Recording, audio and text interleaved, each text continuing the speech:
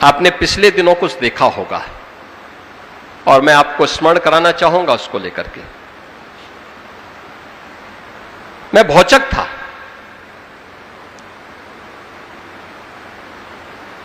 कुछ मौलवी ज्ञापन देने के लिए जगह जगह आ रहे थे, तो उसमें से एक, चाहे वह किसी कारण से रहा हो, लेकिन एक ज्ञापन मेरे पास भी पहुंच गया था।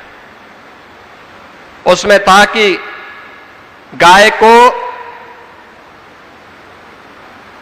राष्ट्रीय पशु घोषित किया जाए,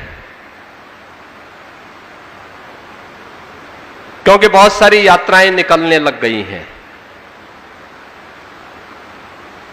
मैं भौचक था। मैंने कहा भी पशु तो ये ज्ञापन देने वाला व्यक्ति है, उसकी बुद्धि पशुवत है। अरे गाय हमारी माता है, जन्म जन्म का नाता है। गाय हमारी माता है, वह सनातन धर्म की माता है। गाओ विश्वस्य मातरः, उसको भारत की धरोहर के रूप में हमें सजोना चाहिए। अपने घरों में गौपालन का काम करना चाहिए, और हम लोग तो कर रहे हैं। मैं अपने आश्रम में भी करता हूं, और मुख्यमंत्री के रूप में 16 लाख गायों का देखभाल करके गौशालाओं का संरक्षण, गौशालाओं के माध्यम से उनका संरक्षण करवा रहा हूं। हम लोग तो इसका काम कर रहे हैं। तो मैंने उन मौलवियों में से कुछ को फोन किया। मैंने कहा भी मुझे एक बात बताओ,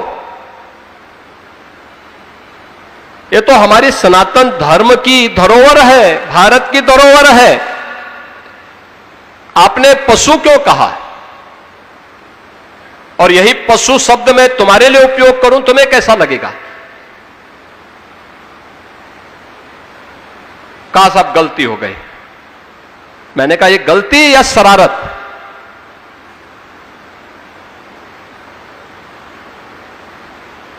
और ये शरारत बार बार क्यों?